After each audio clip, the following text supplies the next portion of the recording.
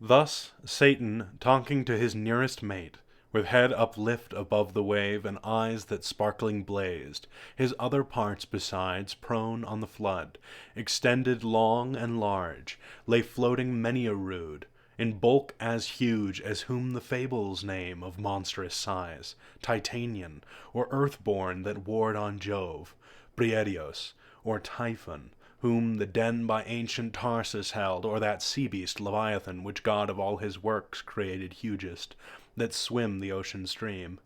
Him, haply slumbering on the Norway foam, the pilot of some small night-foundered skiff, deeming some island, oft as seamen tell, with fixed anchor in his scaly rind, moors by his side under the lee, while night invests the sea and wished morn delays. So stretched out huge in length the arch-fiend lay, chained on the burning lake, nor ever thence had risen or heaved his head, but that the will and high permission of all-ruling heaven left him at large to his own dark designs, that with reiterated crimes he might heap on himself damnation, while he sought evil to others, and enraged might see how all his malice served but to bring forth infinite goodness, grace, and mercy shown, on man by him seduced, but on himself treble confusion, wrath, and vengeance poured. Forthwith upright he rears from off the pool his mighty stature.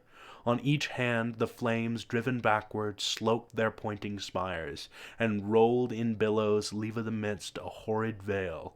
Then with expanded wings he steers his flight, aloft, incumbent on the dusky air, that felt unusual weight, till on dry land he lights, if it were land that ever burned with solid, as the lake with liquid fire. And such appeared in hue as when the force of subterranean wind transports a hill torn from Pelorus, or the shattered side of thundering Etna, whose incombustible and fueled entrails, thence conceiving fire, sublimed with mineral fury, aid the winds, and leave a singed bottom all involved with stench and smoke. Such resting found the soul of unblessed feet. Him followed his next mate, both glorying to have scaped the Stygian flood as gods, and by their own recovered strength, not by the sufferance of supernal power. "Is this the region, this the soil, the clime," said then the lost archangel, "this the seat that we must change for heaven, this mournful gloom for that celestial light? Be it so, since he who now is sovereign can dispose and bid what shall be right. Farthest from him is best, whom reason hath equalled, force hath made supreme above his equals. Farewell, happy fields, where joy forever dwells. Hail, horrors! Hail, infernal world, and thou profoundest hell! Receive thy new possessor, one who brings a mind not to be changed by place or time. The mind is its own place, and in itself can make a heaven of hell, a hell of heaven. What matter where, if I be still the same? And what I should be all but less than he, whom thunder hath made greater? Here, at least, we shall be free. The Almighty hath not built here for his envy, will not drive us hence. Here we may reign secure, and in my choice to reign is worth ambition, though in hell. Better to reign in hell than serve in heaven. But wherefore let we then our faithful friends, the associates and co-partners of our loss, lie thus astonished on the oblivious pool, and call them not to share with us their part in this unhappy mansion, or once more with rallied arms to try what may be yet regained in heaven, or what more lost in hell?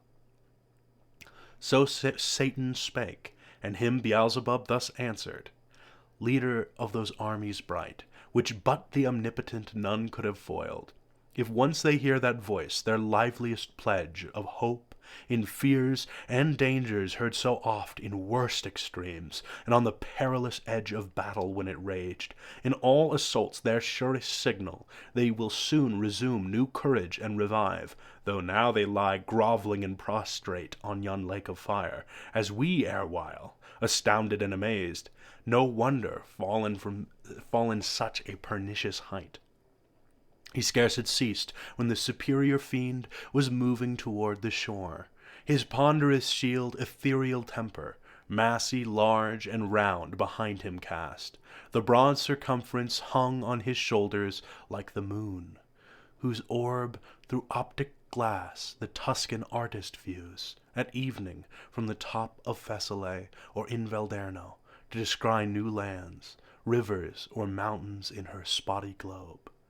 His spear, to equal which the tallest pine, hewn on Norwegian hills, to be the mast of some great admiral, were but a wand he walked with, to support uneasy steps over the burning marl, not like those steps on heaven's azure. And the torrid clime smote on him sore besides, vaulted with fire.